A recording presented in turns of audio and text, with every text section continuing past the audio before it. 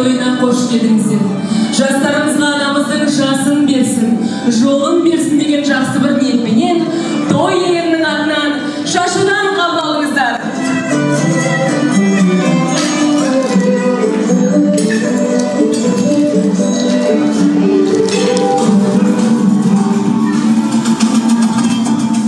Жеткізетін белеске де егеске, ақ жаулықтан ашымыз емес пе? Адалдықтың туынан кестік ұстап, ұрпақтарын жеткізетін белеске. Алын ашым, мәулі қашындай табырыңызды жайып, жинап, айдалаңызға бақыт пен байым, үлгілі, өнегелі ұрпақтар беледіңіз. Ақ жаулықты аслана атына сізден асқан ешкім лайық емес. Ұрпақтарыңыз ұлағатты болсын. Анамыз Маңғыстау облысы Жаңаөзен қаласында 46 жыл бастауыш сынып мұғалімі лауазымын атқарған. Анамыздың бір ұлы бар, бір ұлынан тараған 4 немересі бар. Достары көп, өте жарқын адам.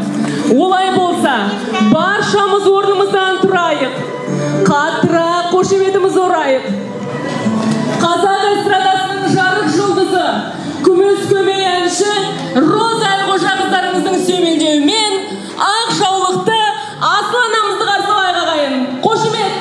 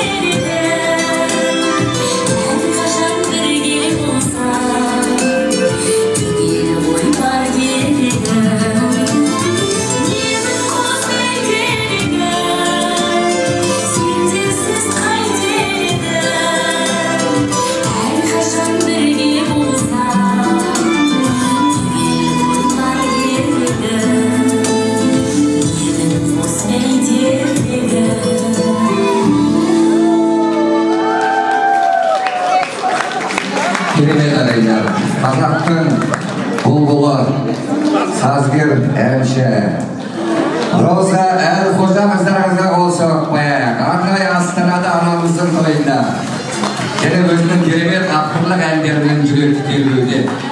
Ал енді қадірлі ағайындар, өздеріңіз куә болғандай алтын құрсақты, жаны жұмақ, аяулы анамызды керемет көңілмен қарсы алғансыздар.